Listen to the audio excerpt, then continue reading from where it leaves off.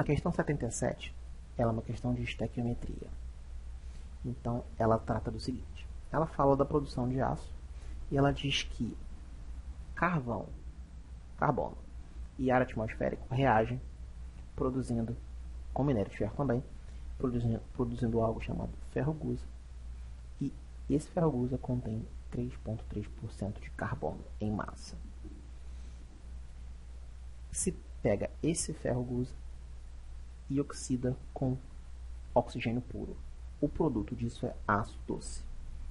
É uma liga de ferro com 0,3% de carbono e gás carbônico. Ele dá as massas molares de carbono e de oxigênio.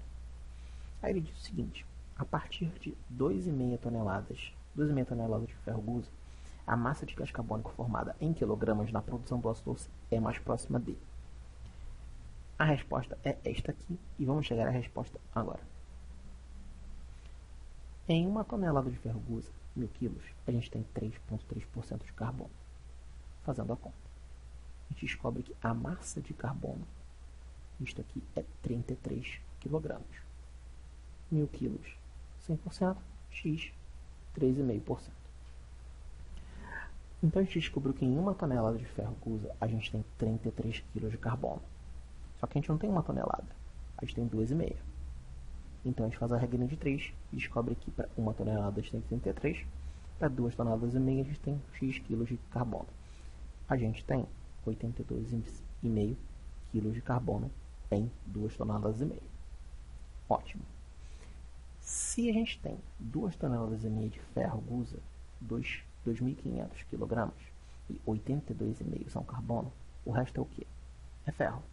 Então, 2.500 menos 82,5 dá 2.417,5 kg de ferro. Agora no aço doce, o produto daquilo ali vai ser o que? Ele diz que o aço doce, a massa de ferro é 99,7 da massa total. Por quê? O aço doce é ferro e carbono. Só que ele tem 0,3% de carbono e o resto é ferro, ou seja, 99,7 mais 0,3, 100%. A gente vai calcular agora a massa do carbono nesta massa aqui. 2.417,5 kg corresponde a 99,7% de ferro. X vai ser o quê? 0,3% de carbono. Desse modo, eu tenho em 2.417,5 kg de aço doce, eu tenho 7,3 kg de carbono. Foi o que eu encontrei nessa regra de 3 aqui. Então, a massa de carbono será transformada, que vai ser transformada em CO2, será o quê?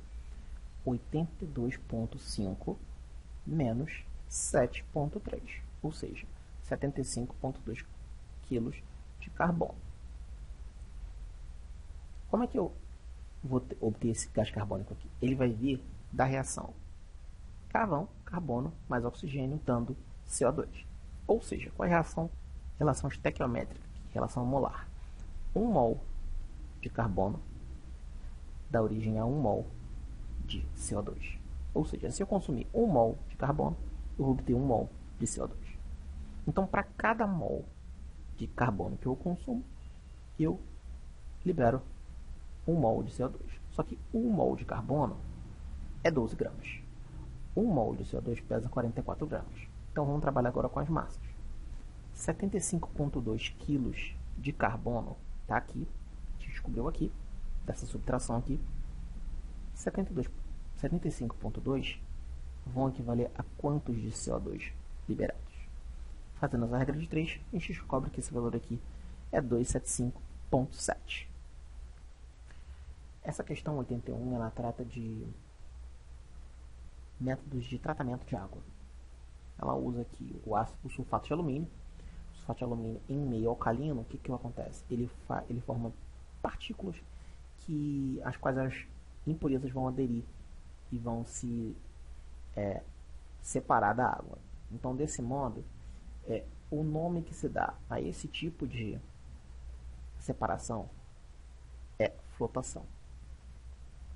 Aqui é um esquema do que acontece na flotação. Então você tem uma água totalmente poluída, totalmente suja com, por exemplo, argila. E aí quando você coloca sulfato de alumínio em meio alcalino, você tem essa migração aqui. Então você vê claramente uma mudança, tá, no aspecto da água. E isso aqui é devido à floculação e à flotação.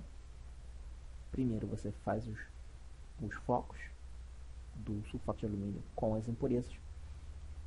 E aí depois isso pode ser removido e aí você tem água límpida num estado totalmente diferente do que ela tinha, que ela apresentava antes do tratamento com sulfato de alumínio. A questão 86 ela fala de ligações químicas. Ela mostra duas moléculas com poliacrilato de sódio e uma fibra de celulose. Então ela fala que fraldas descartáveis que contêm o poliacrilato, elas são mais eficientes na retenção de água do que fraldas de pano convencionais constituídas de fibras de celulose. A maior eficiência dessas fraldas descartáveis em relação às de pano deve-se a quê? Bom, deve-se às interações de polo e um dipolo mais forte entre o poliacrilato e as moléculas de água, em relação às ligações de hidrogênio entre a celulose e as moléculas de água. Por quê? O que acontece? No caso do poliacrilato, você tem ligações iônicas. Você tem um íon negativo aqui. Esse sódio aqui ele vai sair. Então você fica com uma força negativa aqui, uma carga negativa, que vai atrair água com muito mais força, muito mais propriedade do que isto aqui. Aqui você tem um par de elétrons aqui que vai fazer a ligação hidrogênio. Mas aqui você tem uma carga negativa.